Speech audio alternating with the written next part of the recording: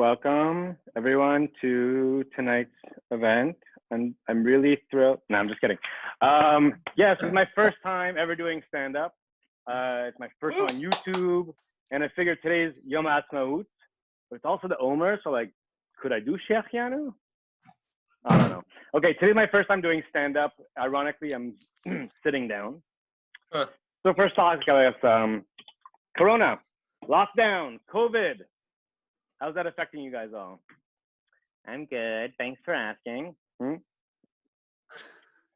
still single. My daughter's not always with me, so it's kind of weird to be home alone sometimes. You know, there's like no kids to wake you up in the morning. It's really easy to get into like lazy habits, you know? I've been sleeping in, kind of praying with the late Minyan, eating whenever, you know? When I get dressed, sometimes it's like, do I want to put on the good sweatpants today? I don't know. But between this event and today being Yom Ha'atzmaut, I took the occasion to get dressed up nice for tonight. Well, more precisely, I actually got dressed tonight.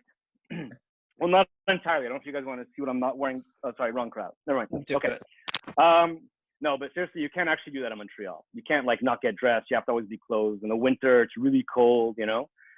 And I have this weird feeling, like I always feel someone's kind of watching me, like through the windows or something. And I don't even live in a religious neighborhood, okay? That's me. Anyway. I'm watching. Right? It's true. Fellow NDG. But I want to give a lot of props to Tzvi, actually, for organizing these events. It actually started out a couple of years ago at the Chabad. It was like a men-only, from men, live, in person. Comedians were actually standing up. I think we actually lost a lot of our Frum regulars though, because now we're doing it online, right? So it requires internet. But it's weird too. Like, have you seen the random polls going around like in religious circles on Twitter? There was one I saw recently. It was kind of asking like, do you actually still get dressed up for Shabbat and Yom Tov, seeing that you're staying at home? And it got me thinking, like, imagine that. Religious circles on internet. I do computer consulting as my profession. So back in the day, at the beginning of my tshuva, when I first got introduced to the religious community, I go to people's houses, you know, and I'd ask, okay, where's your internet connection? And usually the lady of the house who would be like loudly, what?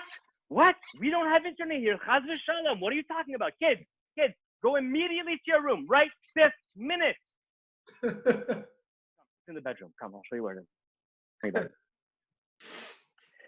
Anyway, can you imagine doing this time right now, like in isolation with no internet? Do you actually remember time before internet? Like, I mean, no smartphones, no WhatsApp. Can you believe from people with no WhatsApp? Like, seriously? Oh, the irony. When I first met Chabad, internet was a no-no, and now kids can't even attend yeshiva without Zoom. Craziness, I'm telling you. But yeah, confinement, isolation. I'm actually okay, you know? It's not so bad. I can get by to a certain degree. There's like, there's video chat, there's phone calls, good technology, thank God, keeping us up. But I think it's actually been helping me in many ways. So like usually, actually I go to pray the same minyan for Shabbat with Tzvi at the Chabad in NDG. He's very inspiring in real life. So now like in the mornings when I'm home alone doing Shachrit, you know, I pretend that I'm the Chazan, you know, like, and it's spring, I keep my living room, the windows are open, the sun is coming out. And I try out different tunes, you know, like to sing and like do it loud sometimes, you know. And I think I've actually been gathering like a little following. Yeah, there's like random people that kind of show up in front of my house like during Shachrit. I'm just not sure if they want me to shut up or if they actually want to join in the minyan, but whatever, we'll see what time. We'll see how it goes. But it's kind of tough to pray alone, you know, all the time. So I've been kind of bringing like building my own secret minyan. Please don't tell anybody, social distancing, whatever, but it's good. We pray like 3 times a day. It's kind of fun. Actually, they're joining me right now for support. If you want to see them. Yes. How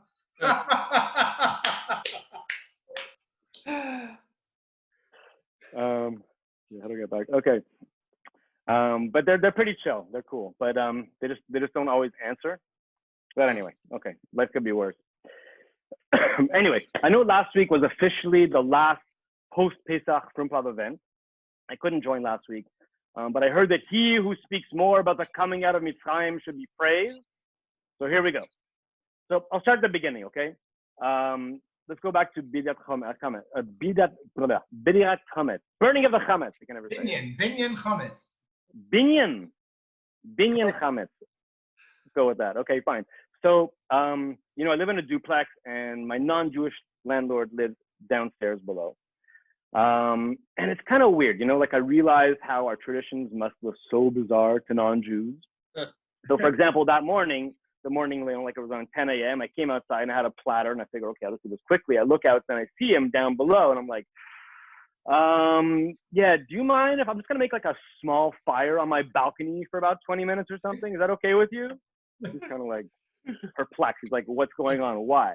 So I figured, you know what? It's good. Like, I'll kind of explain our traditions a bit. Maybe he'll understand. He has no clue about Judaism, you know? So I explained the whole idea. You know, first you have to clean out the house. We have this concept called chametz. We get rid of chametz from our hearts, from our lives, from our homes. We scour the house, cleaning out the chametz, all the crumbs, all the dust. Okay, yeah, I know. Chametz, dust is not chametz. But still, we hide 10 pieces of bread around the house, and then we burn them, which is what I'm doing right now. The truth is, this year was really special. Like I said, I'm alone at home, right? So this year, I actually had to hide all of the 10 pieces. And then when I'm searching for them with a little feather and a candle, you know, I have to act surprised when I found them. Oh, this is funny. Wait a second. I still didn't find number 6. Oh, whatever. I'll figure it out. Anyway. You missed 4 of them. Yeah. And then when you make the transition from chametz to matzah, right? Shmura matzah. What's up with that? Honestly, I try to be, you know, more machmir or whatever. I try and eat shmura matzah only throughout Pesach. You ever notice how that stuff is worth more in weight than gold?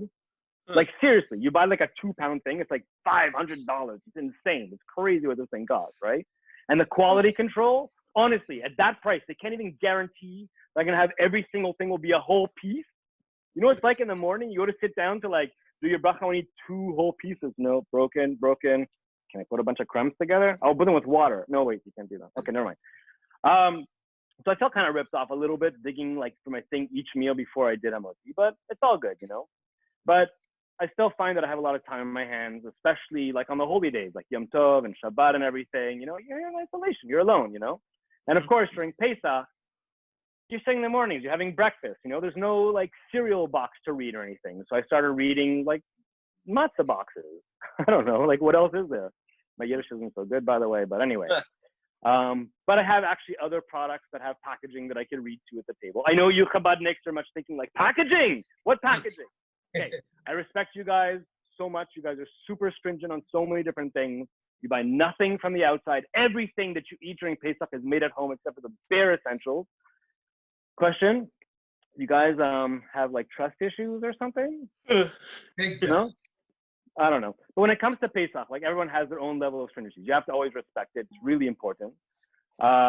This year was probably the easiest Pesach for that to happen. Am I right? Right? No people coming over. You don't have to worry about it. Yeah.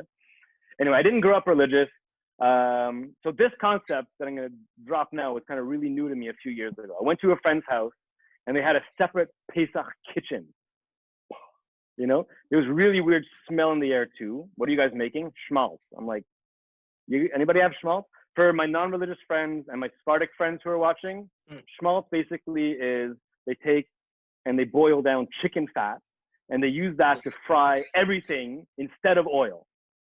Wow. The first time I had this, I literally felt my arteries clogging up like with each bite.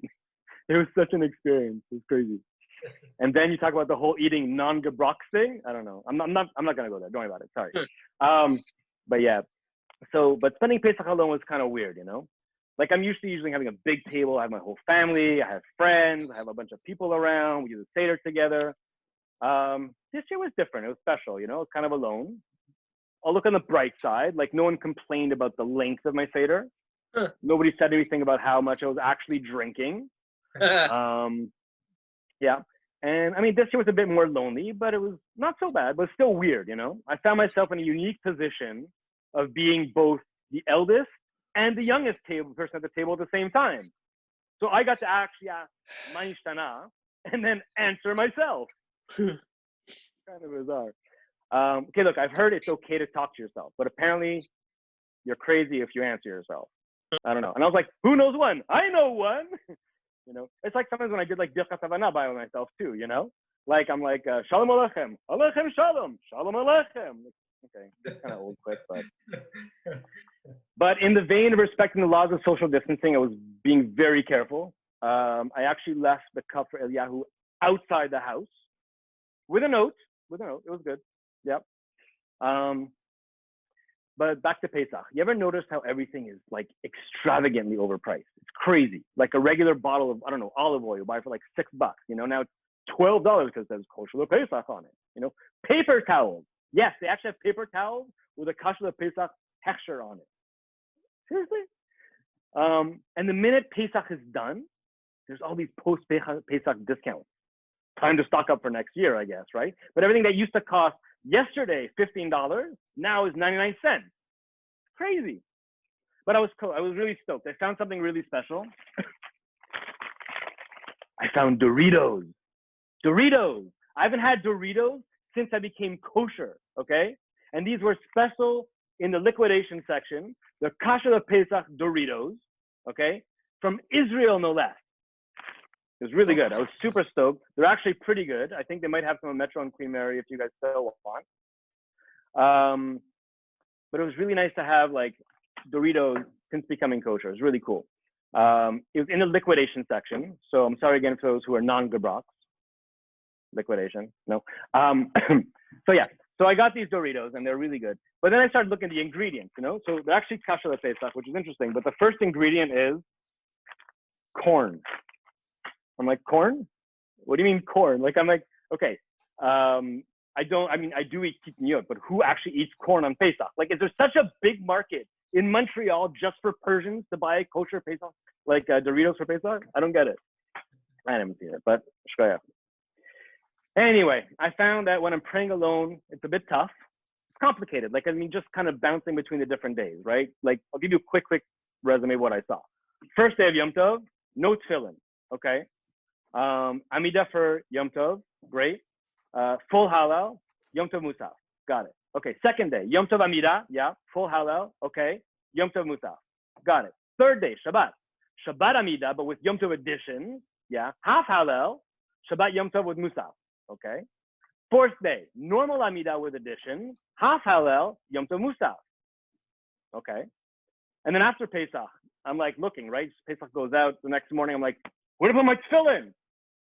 I actually put them in the chametz, but it was an interesting story. And then comes Rosh Chodesh. Yes, tefillin, but not the whole time. Normal Amida with additions, half halal, Rosh Chodesh Musaf. Okay. Rosh Chodesh on Shabbat, no tefillin. Well, you get the idea, right? And no tachanun for the entire month of Nisan. And then coming back after the whole process, after a whole month of no tachanun, I'm like, oh boy, the guilt for the past month in isolation. Oh, Shem, please forgive me. I didn't wipe down every package that I brought in from the store after shopping. I forgot to take off my shoes at least once when I came in the house. Oh, I didn't sneeze into my elbow. Anyway, the real thing for tachanun is like, I've had time on my hands. I work in computers. Who do you think has really been doing all these Zoom hacks? But anyway, now we make the transition. I think we have to have like a better period, right? We still have Izru Chag, and we have to come like an Izru Chag for tachanun. So now we just have to ease back into doing nothing again. And that's it.